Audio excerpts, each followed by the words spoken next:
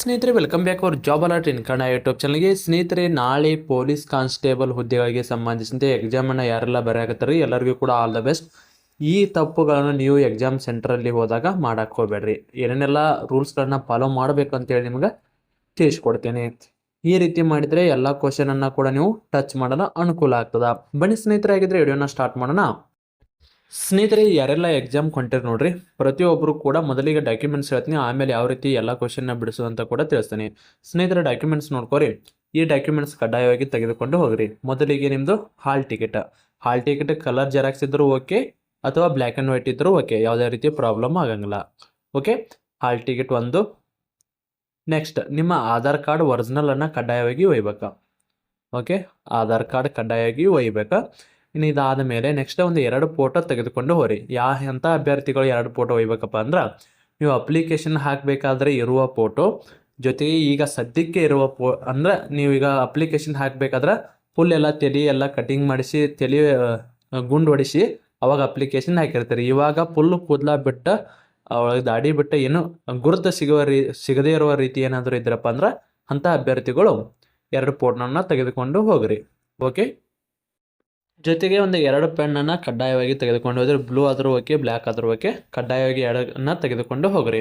ಇವೆಲ್ಲ ಕೂಡ ಇಲ್ಲಿ ನೀವು ಎಕ್ಸಾಮ್ಗೆ ಹೋಗ್ಬೇಕಾದ್ರೆ ತೆಗೆದುಕೊಂಡು ಹೋಗ್ಬೇಕಾದ ಸಾಮಗ್ರಿಗಳು. ನಿಮ್ದೇನಾದರೂ ಬೆಲೆ ಬಾಳುವಂಥ ವಸ್ತು ಏನಾದರೂ ಇದ್ದಪ್ಪ ಅಂದ್ರೆ ಆದಷ್ಟು ಮನೇಲಿ ಇಟ್ಕೊಂಡು ಹೋಗ್ರಿ. ಯಾಕಪ್ಪ ಅಂದ್ರೆ ಇಲ್ಲಿ ಬ್ಯಾಗನ್ನು ತೆಗೆದುಕೊಂಡು ಹೋಗಕ್ಕೆ ಅದೇ ರೀತಿ ಪೆನ್ನು ನಿಮ್ಮ ಕಡೆ ಏನಿರುತ್ತಪ್ಪ ಅಂದ್ರೆ ಜಸ್ಟ್ ಒಂದು ಒಂದು ಪೆನ್ನು, ಅದ್ರ ಜೊತೆಗೆ ಒಂದು ಹಾಲ್ ಟಿಕೆಟು, ಒಂದು ಆಧಾರ್ ಪ್ರೂಫ್, ಅದು ID ಪ್ರೂಫನ್ನು ಬಿಟ್ಟು ಏನೂ ಇಲ್ಲಿ ನಿಮ್ಮ ಒಳಗೆ ಅಲಾವ್ ಇರಲ್ಲ. ಇಷ್ಟೇ ಹೋಗ್ಬೇಕು. ವಾಚಿ ಇಲ್ಲ, ಕ್ಯಾಲ್ಕುಲೇಟರ್ ಇಲ್ಲ, ಏನೂ ಇರಲ್ಲ.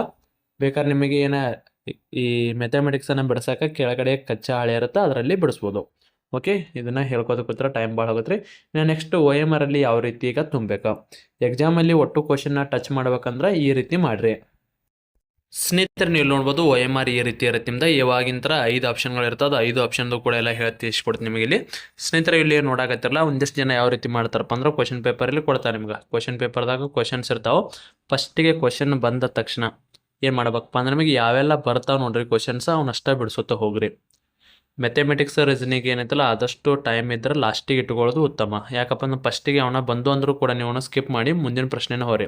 ಕೆಲವೊಂದು ಸಾರಿ ಯಾವ ರೀತಿ ಆಗತ್ತಪ್ಪ ಅಂದ್ರೆ, ಇಲ್ಲಿ 11 ಕ್ವಶನ್ ಬಿಡಿಸಾಕ ನೀವು ಅದು ಎಷ್ಟೊತ್ತಿದ್ರು ನಾವು ಬಿಡಿಸಬೇಕಂತೇಳಿ ಕೂತ್ರಪ್ಪ ಅಂದ್ರೆ ಒಮ್ಮೆ ಒಂದೊಂದು ಕ್ವಶನ್ಗೆ 5 ನಿಮಿಷ 10 ನಿಮಿಷ ಹೋಯ್ತಪ್ಪ ಅಂದ್ರೆ ಬರೀ 11 ಕ್ವಶನ್ ಬಿಡಿಸಾಕ ಒಂದು ಅರ್ಧ ಗಂಟೆ ತೆಗೆದುಕೊಂಡ್ರಂದ್ರೆ ಇಲ್ಲಿ ಉಳಿದಿದ್ದು ಏನೈತಲ್ಲ 60 ನಿಮಿಷದಾಗ ನಿಮಗೆ ಎಲ್ಲ ಕೂಡ ಟೈಮನ್ನು ಕವರ್ ಮಾಡೋಕೆ ಆಗಂಗಿಲ್ಲ. ಸೊ ಅದಕ್ಕಾಗಿ ಆದಷ್ಟು ಮ್ಯಾಥಮೆಟಿಕ್ಸ್ ರೀಸನಿಂಗನ್ನು ಎಲ್ಲ ಕರೆಕ್ಟಾಗಿ ಬರ್ತಿದ್ದಪ್ಪ ಅಂದ್ರೆ ಒಂದು 10 ನಿಮಿಷದಾಗ ನಾನು ಎಲ್ಲ ಕವರ್ ಮಾಡ್ತೀನಿ ಅಥವಾ 20 ನಿಮಿಷನಾಗ ಕವರ್ ಮಾಡ್ತೀನಿ ಅನ್ನೋರು ಇದ್ರಂದ್ರೆ ಆದಷ್ಟು ಫಸ್ಟಿಗೆ ಬಿಡಿಸೋರಿ.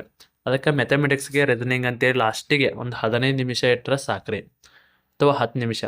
10 ಕ್ವಶನ್ ಇತ್ತು 10 ಕ್ವಶನ್ ಇತ್ತು ಅಂದ್ರೆ 10 ನಿಮಿಷ, ಇಲ್ಲಪ್ಪ ಜಾಸ್ತಿ ಬಂದಿದೆ ಅಂದ್ರೆ ಒಂದು 15 ನಿಮಿಷ ಆದರೂ ಕೂಡ ಇಡ್ರಿ. ಅದಕ್ಕೆ ಆದಷ್ಟು ಲಾಸ್ಟಿಗೆ ಬಿಡಿಸೋದು ಉತ್ತಮ. ಯಾಕಂದರೆ ಎಲ್ಲ GK ಕ್ವಶನ್ಸು 1 ಲೈನ್ ಕ್ವಶನ್ಸ್ ಇದ್ದು ಅಂದ್ರೆ ಬೇಗ ಮುಗಿತಾವೆ.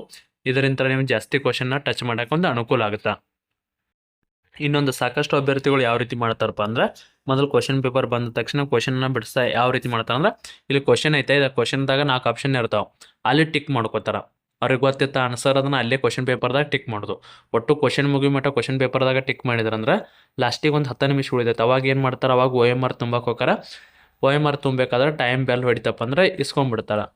ಸೊ ಅದಕ್ಕಾಗಿ ಈ ತಪ್ಪನ್ನು ಮಾಡಕ್ಕೆ ಹೋಗ್ಬೇಡ್ರಿ. ನಿಮ್ಗೆ ಯಾವುದು ಕ್ವಶನ್ ಗೊತ್ತಿರುತ್ತಲ್ಲ, ಈಗ 1ನೇ ಕ್ವಶನ್ ಗೊತ್ತಿತ್ತ, 1ನೇ ಕ್ವಶನ್ಗೆ ಆನ್ಸರ್ ಏನೈತಪ್ಪ ನಿಮ್ದು A ಅಂತ ಗೊತ್ತಿತ್ತ, ಅದನ್ನು ಕ್ವಶನ್ ಪೇಪರ್ದಾಗ ಟಿಕ್ ಮಾಡಕ್ಕೆ ಹೋಗ್ಬೇಡ್ರಿ. ಆದಷ್ಟು ಡೈರೆಕ್ಟು OMR ಅಲ್ಲಿ ತುಂಬಿಡ್ರಿ. ಕನ್ಫರ್ಮ್ ಗೊತ್ತಿತ್ತಪ್ಪ ಅಂದ್ರೆ ಡೈರೆಕ್ಟ್ OMR ಅಲ್ಲಿ ತುಂಬ್ರಿ. ಇಲ್ಲ ನಂಗೆ ಕನ್ಫರ್ಮ್ ಗೊತ್ತಿಲ್ಲ, ಸ್ವಲ್ಪ ಡೌಟ್ ಐತೆ ಅಂದ್ರೆ ಅದಕ್ಕೆ ಜಸ್ಟ್ ಒಂದು ಟಿಕ್ ಇಡ್ರಿ. ಅದ್ರಾಗೂ ಟಿಕ್ ಇಡ್ರಿ, OMRದಾಗೂ ಟಿಕ್ ಇಡ್ರಿ, ಮತ್ತು ಅದ್ರ ಜೊತೆ ನಿಮ್ಮ ಕ್ವಶನ್ ಪೇಪರ್ದಾಗೂ ಟಿಕ್ ಇಡ್ರಿ. ಆಮೇಲೆ ನೆಕ್ಸ್ಟ್ ಬಿಡ್ಸೋಕೆ ಬರುತ್ತಾ. ಇದರಿಂದ ನಿಮ್ಮದು ಎಲ್ಲ ಕೂಡ ಕ್ವಶನನ್ನು ಕವರ್ ಮಾಡೋಕೆ ಈಸಿ ಆಗುತ್ತೆ.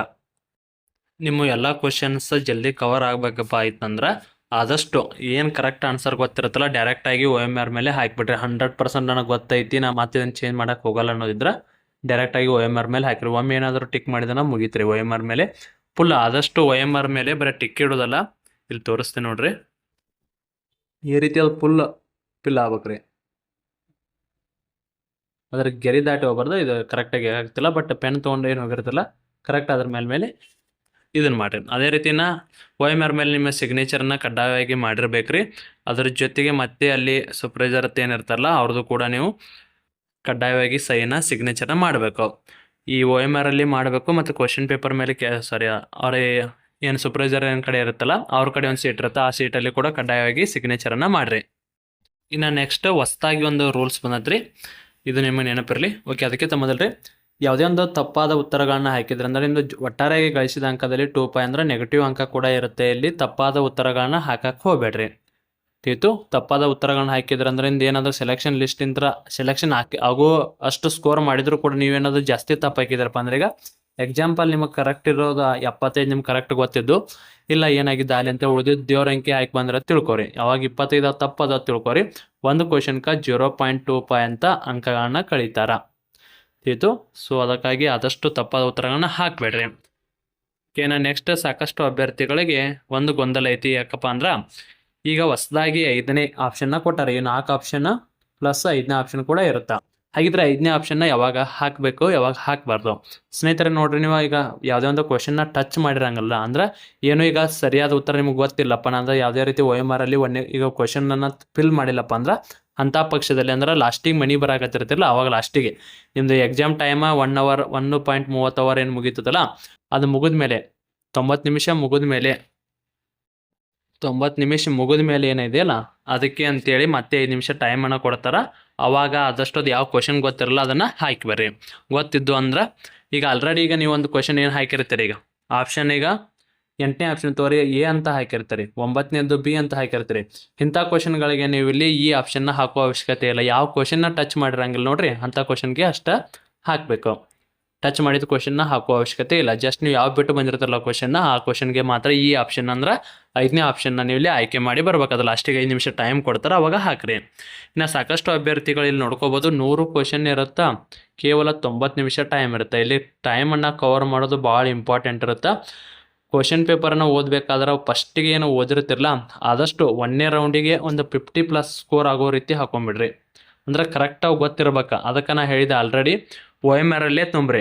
ಯಾವುದೇ ಒಂದು ಕ್ವಶನ್ ಗೊತ್ತಿದ್ದಕ್ಕೆ ಡೈರೆಕ್ಟಾಗಿ ಒ ಎಮ್ ಆರಲ್ಲೇ ತುಂಬ್ರಿ. ಮತ್ತೆ ಒ ಎಮ್ ಆರ್ ತುಂಬಕ್ಕೆ ಮತ್ತೊಂದು 10 ನಿಮಿಷ 15 ನಿಮಿಷ ಟೈಮನ್ನು ವೇಸ್ಟ್ ಮಾಡೋಕೆ ಹೋಗ್ಬೇಡ್ರಿ.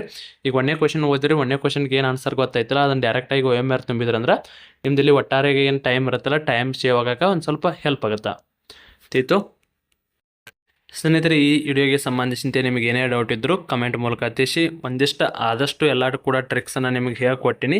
ಯೂಸ್ಫುಲ್ ಅನಿಸಿದರೆ ವಿಡಿಯೋನ ಲೈಕ್ ಮಾಡಿ. ಮತ್ತೆ ಮುಂದೆ ವಿಡಿಯೋದಲ್ಲಿ ಸಿಗೋಣ. ಶುಭ ದಿನ.